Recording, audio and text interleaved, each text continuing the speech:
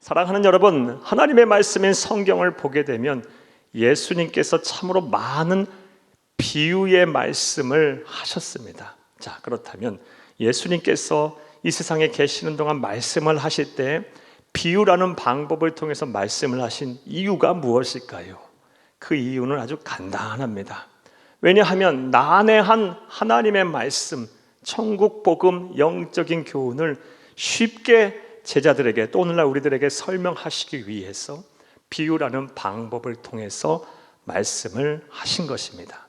그래서 예수님의 일생과 예수님의 말씀을 기록한 사복음서를 보게 되면 비유의 말씀이 참 많습니다. 공생의 기간 동안 예수님이 하신 수많은 말씀 가운데 3분의 1이 비유의 말씀이기도 합니다. 그리고 오늘 본문 말씀인 포도나무의 비유의 말씀은 그 많은 비유의 말씀 가운데 가장 마지막에 하신 비유의 말씀입니다. 그러므로 오늘 본문 말씀인 포도나무의 비유는 이 예수님께서 행하신 그 시간이나 또 상황이나 정황의 증거로 볼 때 그 어떤 말씀보다 아주 중요하게 우리가 생각을 해야 한다고 볼 수 있어요. 사랑하는 여러분, 생각을 한번 해보시길 바라요. 내가 죽음을 목전에 두고 사랑하는 사람 앞에서 허튼 소리 하겠어요? 가벼운 소리 하겠습니까? 정말 죽음을 목전에 두고 사랑하는 사람들이 내 앞에 있다면 정말 마음을 다하여 진심을 다하여 내 마음에 있는 소리를 할 거예요. 우리 예수님도 마찬가지셨어요. 겟세마네 동산에 가서 기도하시고 이후에 가룟 유다의 안내를 받은 대제사장의 완악한 무리들에 의해서 체포되셔서 새벽 내내 신문 받으시고 고난 받으시고 오전에 그 다음날 오전에 십자가에 매달리실 거예요. 예수님 그거 뻔히 아셨어요. 그것을 아시고 그것을 염두에 두고 나서 이 포도나무의 비유를 하셨을 때 우리 예수님께서 어떤 심정으로 하셨겠어요? 맞아요. 마음에 진심을 담아 하셨을 거예요. 자, 그렇다면 이 포도나무 비유를 통해서 우리 예수님께서 제자들에게 그리고 오늘날 우리들에게 하시고자 했던 말씀의 의도는 무엇일까요? 왜 이 말씀을 하셨을까요? 이 말씀을 통해서 무슨 말씀을 하시기를 원하셨던 것일까요? 이에 대한 답을 얻기 위해서 먼저 본문의 내용 설명부터 여러분에게 좀 해드리겠습니다. 사랑하는 여러분, 오늘 본문 말씀 보게 되면 예수님께서 이제 비유로 말씀하시면서 이 성부 하나님을 가리켜서 포도 농사를 짓는 농부다라고 말씀을 하셨습니다. 그리고 예수님 당신 자신을 가리켜서는 포도나무다라고 비유하셨어요. 그리고 예수를 그리스도로 믿는 모든 하나님의 백성들을 향해서 포도나무에 붙어있는 뭐다? 가지다라고 말씀을 하셨어요. 이게 비유의 말씀이에요. 그리고 이어서 이제 말씀하시기를 너희가 내 안에 거하면, 다시 말해 포도나무인 예수님 안에 가지인 우리가 잘 붙어 있으면 열매를 많이 맺을 것이고, 만약 열매를 맺지 않게 되면 포도 농사를 짓는 농부이신 성부 하나님께서 그 가지를 잘라내어 불에 던져버릴 것이다, 살라버릴 것이다, 불살라버릴 것이다 라고 말씀하셨어요. 결국 이 포도나무 비유를 통해서 우리 예수님께서 하시고자 했던 말씀의 뜻은, 의도는, 목적은 성부 하나님은 우리가 많은 열매를 맺기를 원하신다라는 것입니다. 저와 여러분 이 하나님의 뜻을 헤아려 많은 열매를 맺어야 할 줄로 믿습니다. 자, 그렇다면 우리가 어떠한 열매를 맺어야 할까요? 성부 하나님 우리가 어떤 열매를 맺기를 원하실까요? 그런데 이 의외로 그것에 대한 답은 어렵지 않게 얻을 수가 있어요. 사랑하는 여러분, 생각을 잘 해보시기를 바랍니다. 사과나무에는 뭐가 열립니까? 사과가 열려요. 배나무에는 뭐가 열립니까? 배가 열려요. 그렇다면 예수나무에는 뭐가 열리겠어요? 예수 열매가 열리는 거예요. 포도나무이신 예수 나무에는 예수 열매가 열려야 되는 거예요. 즉 성부 하나님, 농부이신 성부 하나님께서 우리로 하여금 간절히 맺기를 원하시는, 풍성하게 맺기를 원하시는 열매는 예수 나무의 예수 열매임을 믿으시기를 바랍니다. 할렐루야! 이 열매를 맺어야 돼요. 자, 이제 이러한 내용 이해를 바탕으로 생각을 해보겠어요. 사랑하는 여러분, 예수 나무에 붙어 있는 가지인 우리들이 풍성하게 맺어야 할 예수 열매는 그렇다면 무엇일까요? 예수 열매란 무엇일까요? 자, 이제부터 따라하시겠습니다. 첫째로 기도의 열매입니다. 예수 나무에 붙어 있는 가진 우리들이 맺어야 할 예수 열매의 첫 번째는 기도의 열매예요. 사랑하는 여러분, 오늘 본문 말씀을 보게 되면 포도나무의 비유를 마치시고 나서 예수님께서 제일 먼저 하신 말씀이 있습니다. 오늘 본문 7절을 함께 읽겠습니다. 너희가 내 안에 거하고 내 말이 너희 안에 거하면 무엇이든지 원하는 대로 구하라. 그리하면 이루리라. 아멘. 뭐 하라는 거예요? 기도하라는 거예요. 너희가 내 안에 거하고 내 말이 너희 안에 거하면 무엇인지 원하는 대로 뭐 해라? 기도해라. 그리하면 이루겠다라고 약속하셨어요. 사랑하는 여러분, 그렇다면 왜 느닷없이 기도하라는 말씀을 하셨을까요? 성경을 오류 없이 해석하고 이해하려면 가장 이상적인 방법은 문맥 전후를 살펴보면서 그 연관성을 살펴보면서 해석하는 게 가장 오류 없이 해석할 수 있는 방법이에요. 사랑하는 여러분, 너희가 열매를 풍성하게 맺기를 원한다고 말씀하신 이후 기도에 관해서 말씀하셨다는 것은 우리 주 예수 그리스도께서 또 우리 성부 하나님께서 간절히 맺기를 원하시는, 풍성히 맺기를 원하는 그 예수나무의 예수 열매가 뭐라는 겁니까? 기도의 열매라는 거예요. 기도의 열매를 풍성하게 맺으라. 이게 우리를 향하신 하나님의 뜻인 거예요. 그것이 바로 예수나무의 예수 열매인 거예요. 실제로 공생의 기간 동안 우리 주 예수 그리스도의 삶을 보게 되면 기도의 삶이라고 해도 과언이 아니에요. 기도 그 자체셨어요. 예를 한번 들어볼까요? 먼저 누가복음 3장 21절 말씀에 보면 예수님께서 세례 요한에게 세례를 받으셨어요. 공생의 전입니다. 공생의 선포식과도 같아요. 그때 뭐 하셨어요? 기도하셨어요. 그러자 하늘이 열렸어요. 하늘이 열리고 이는 내 사랑하는 아들이라는 음성이 들려왔고 성령께서 비둘기처럼 임재하셨어요. 기도로 새하약을 시작하셨어요. 또 누가복음 6장 12절에서 13절 말씀을 보게 되면 제자를 부르실 때도 뭐 하고 부르셨어요? 기도하고 나서 제자들을 부르시고 선택하셨어요. 그냥 마음에 맞는 사람 고른 거 아니고 기도하신 후 하나님의 뜻에 따라 제자들을 선택하신 거예요. 또 마태복음 6장 9절에서 13절 말씀을 보게 되면 우리 잘 아는 말씀이에요. 너희는 이렇게 기도하라 라고 말씀하시면서 우리에게 뭘 가르쳐 주셨습니까? 주기도문을 가르쳐 주셨어요. 우리 주님의 기도의 내용이에요. 또 사복음서를 보게 되면 낮에는 예수님은 인자가 머리 들고 쫓아 엎들 정도다라고 말씀하시면서 바쁘게 하나님 나라 운동을 하셨고요. 밤에는 뭐 하셨어요? 매일 밤마다 산에 가서 조용한 한적한 곳에 가서 새벽 이슬을 맞아가며 기도하셨어요. 무엇보다 누가복음 22장 44절 말씀을 보게 되면 겟세마네 동산에서 이 십자가의 잔을 내가 마셔야 합니까? 마셔야 합니까? 이 쓰디쓴 고난의 잔을 내가 마셔야 합니까? 그러나 내 원대로 마옵시고 아버지의 원대로 하옵소서 하면서 기도하셨어요. 땀방울이 핏방울 정도 될 정도로 이 모세 혈관이 다 터진 거예요. 얼마나 간절하게 기도하셨으면요. 얼마나 막 마음을 써가면서 힘들게 기도하셨으면 생사를 건 기도를 하신 거예요. 우리 주님의 삶 자체는 기도의 삶이었어요. 그러므로 예수 나무에 붙어있는 가지인 우리 또한 예수 열매인 우리 예수님을 본받아 기도의 열매를 주렁주렁 맺어야 할 줄로 믿습니다.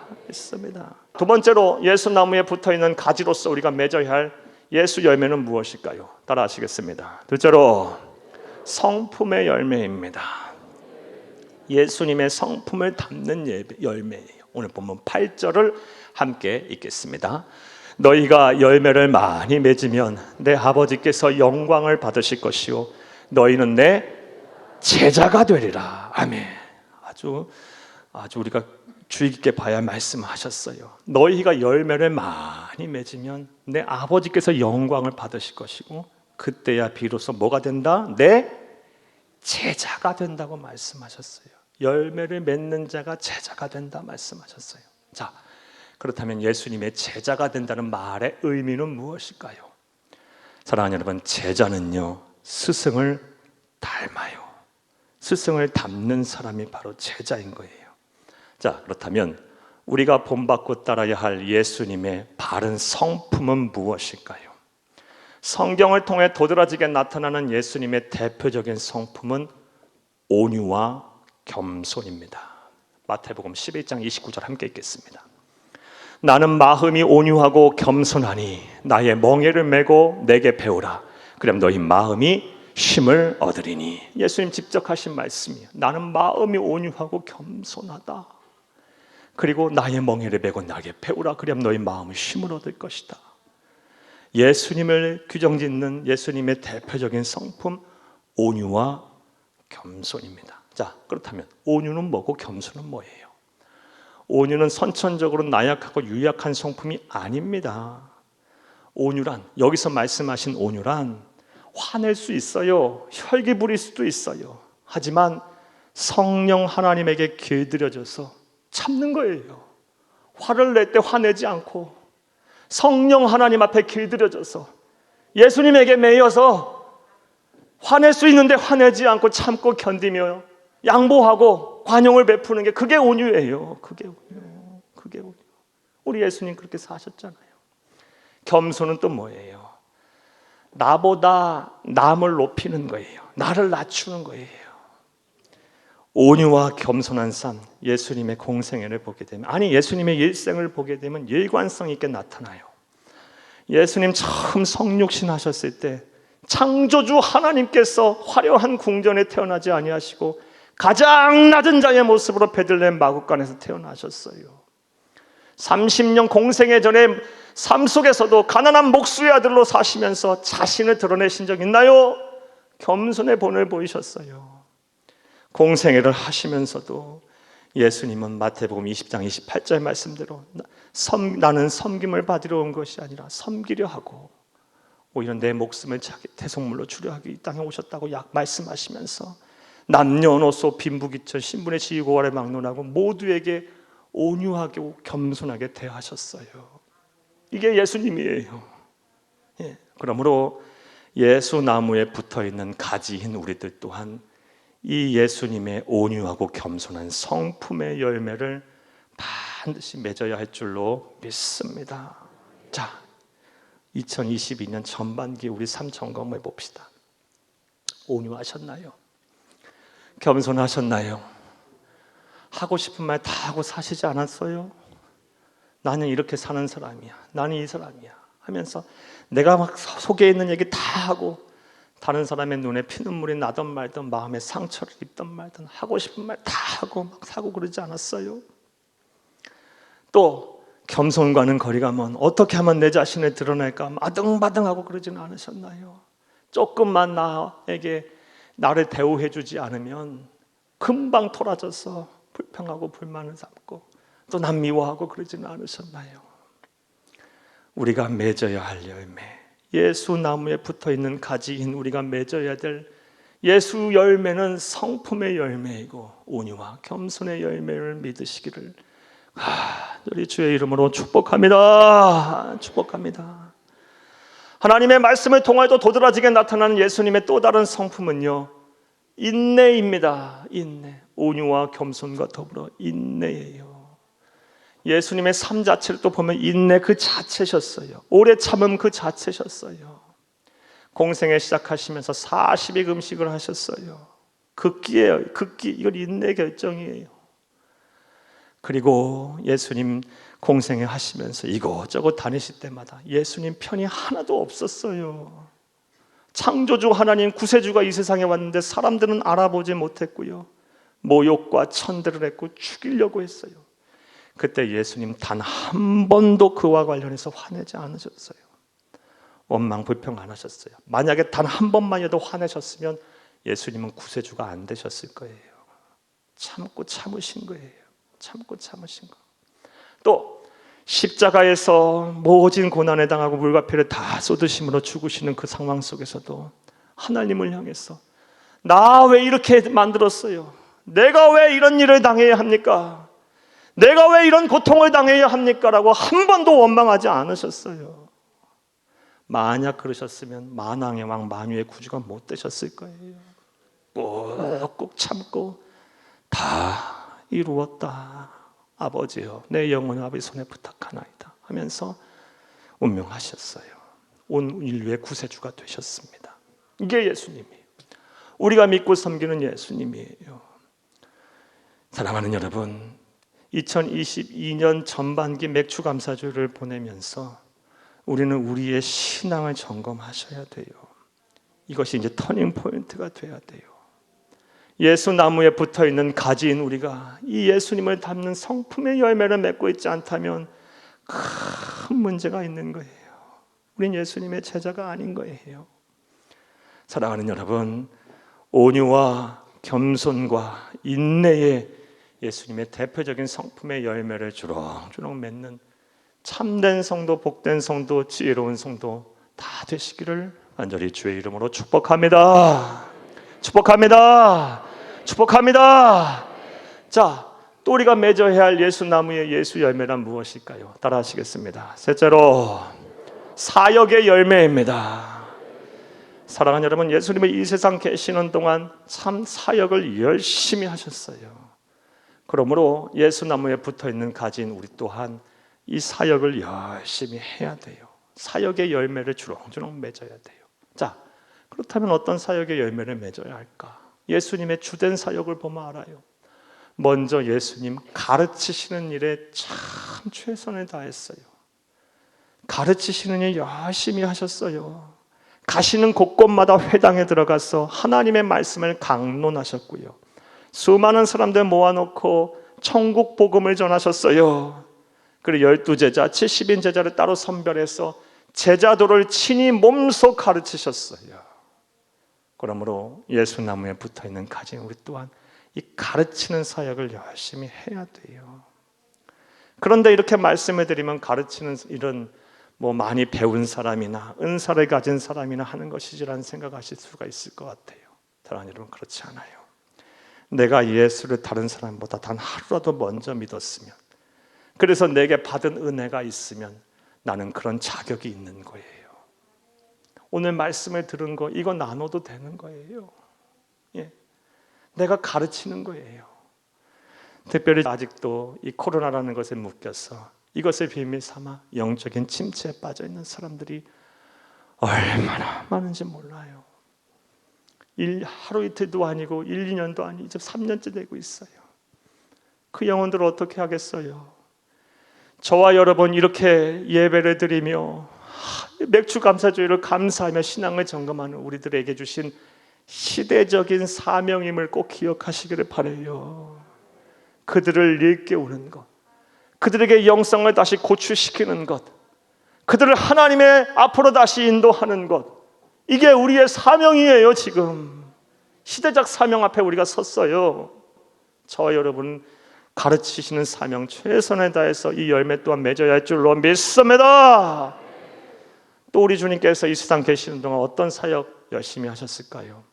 병든 자를 고치시고 사회적인 약자를 돌보는 일에 최선을 다하셨어요. 우리 성경을 보게 되면 예수님 병든 자 그냥 지나치신 적이 있어요?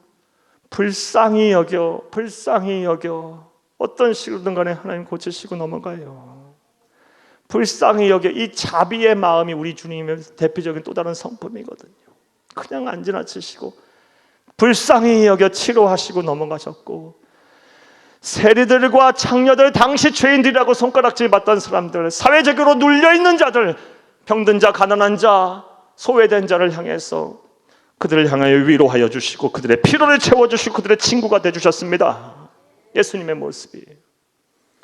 그러므로 우리 또한 이 일에 열심을 다해야 돼요. 작은 소자에게 한 것이 나에게 한 것이라고 말씀하셨어요. 사랑하는 여러분, 우리에게 건강 주시고 물질 주시고 우리에게 삶을 연장시켜 주신 게 어찌 보면 이러한 일을 하라고 한 거 아닐까요? 생각해 보시면, 우리 생각을 해보면 우리가 막 넘치도록 여유롭게 살고 있지는 않지만 솔직히 말해 부족함은 없잖아요. 지금 살고 있는 게요. 어떻든 간에 부족함 없이 살잖아요. 뭐 우리가 재벌같이 넘치고 여유롭진 못해요. 그런 사람 없어요, 제가 봐도. 그런데 우리 부족한 건 없잖아요, 그래도. 그렇다면 우리가 뭘 해야 될까요? 예수 나무에 붙어있는 가지인 우리가 예수의 열매를 맺어야 하지 않겠어요? 예수님처럼 병들고 가난하고 이 사회에서 눌리고 소외된 자들을 모른 채 하면 안 됩니다. 예. 사랑하는 여러분, 우리 주변을 둘러보면 참 어렵게 사는 이웃들이 많아요. 겉은 다 갖추고 살아도 속을 들여다보면 막 썩어 문드러지는 사람도 있고요. 많아요. 환우들 얼마나 많은지 몰라요. 예. 저와 여러분은 가만히 있으면 안 되겠어요. 기도도 많이 해야 돼요, 우리 환우들을 위해서. 예, 저도 더 기도해야겠다는 생각 요즘 많이 해요. 가정에 어려움 갖고 있는 분들 많아요. 예, 삶의 의지가 없으신 분도 많고요. 또 막 그냥 막 당장 먹고 살 것이 없으신 분도 있어요. 여러분, 우리가 가만히 있으면 안 돼요. 예수나무에 붙어있는 예수가지로서 이 사명, 이 사역의 열매 또한 풍성히 맺어야 할 줄로 믿습니다. 또 우리 주님께서 이 세상 계신 동안 어떤 일 열심히 하셨을까요? 전도입니다. 얼마나 전도를 열심히 하셨고 이것을 중요하게 생각하셨는지 예수님께서 직접 나는 이것을 위해서 왔다라고 말씀하셨을 정도예요. 마가복음 1장 38, 39절 함께 읽겠습니다. 이르시되 우리가 다른 가까운 마을들로 가자. 거기서도 전도하리니 내가 이를 위하여 왔노라 하시고 이에 온 갈릴리 다니시며 그들의 여러 회당에 전도하시고 또 귀신들을 내쫓으시더라. 아멘. 이 38, 39절에 숨겨져 있는 정황들을 다 한번 끼워 맞춰 볼게요. 이르시되 우리가 다른 가까운 마을들로 가자라고 하시면서 바쁘신 거예요. 식사 못 하셨을 수도 있고 다른 일 해야 되는데 그 일 안 하셨을 수도 있어요. 그러나 일들보다 이게 더 중요하니까 가서 전도하러 가자. 빨리 가자. 내가 이 일을 위해서 왔다. 이를 위해서 왔다. 또 가자. 빨리 가서 영혼 구원이 최선이다. 그것보다 더 중요한 거 없다. 빨리 가자. 이런 예수님의 애달픔이 여기 있어요. 녹아 있는 거예요. 사랑하는 여러분, 우리는 흔히 전도는 은사가 있는 사람이 한다고 생각해요. 아니요. 예수 나무에 붙어있는 가지라면 다 해야 되는 거예요. 예수 나무에 붙어있는 가지가 예수 열매를 안 맺으면 어떻게 합니까? 전도의 열매 또한 풍성하게 맺어야 할 줄로 믿습니다. 말씀 맺겠습니다. 사랑하는 여러분, 포도나무 비유를 통해 우리가 점검해야 될 신앙에 대해서 살펴봤어요. 예수 나무에 붙어있는 가지인 우리들은 예수 열매를 풍성하게 맺어야 합니다. 예수 열매 먼저 기도의 열매를 풍성하게 맺기를 바랍니다. 또한 예수님의 성품을 담는 온유와 겸손과 인내의 열매 또한 풍성히 맺기를 바랍니다. 나아가서 예수님의 사역의 열매, 특별히 가르치시는 일과 또한 병든 자와 소외된 자, 사회적인 약자를 돌보는 일과 나아가 전도하는 이 열매 또한 풍성히 맺기를 바랍니다. 자, 그런데 이 일은 해도 되고 안 해도 되고의 문제가 아니에요. 이것에 강조한 말씀을 보겠어요. 2절을 함께 읽겠습니다. 물은 내게 붙어 있어 열매를 맺지 아니하는 가지는 아버지께서 그것을 제거해 버리시고 무릇 열매를 맺는 가지는 더 열매를 맺게 하려 하여 그것을 깨끗하게 하시느니라. 아멘. 열매를 맺지 않는 가지는 잘라버려 제거해 버리겠다. 하나님으로부터 제거함을 당하면 우리가 어디에서 위로를 얻겠습니까? 우리가 어디에서 소망을 얻겠습니까? 우리가 어디에서 복을 받겠습니까? 우리가 누구로부터 구원을 받겠습니까? 심각하게 생각해야 되는 거예요. 이 말씀 마음에 잘 새기고 부디 2022년 하반기에는 예수 나무에 붙어있는 가지로서 예수 열매들을 풍성하게 맺어 하나님을 기쁘시게 하고 사람들에게 칭찬받는 참된 성도님들, 진정한 제자들이 다 되시기를 간절히 주의 이름으로 축복합니다.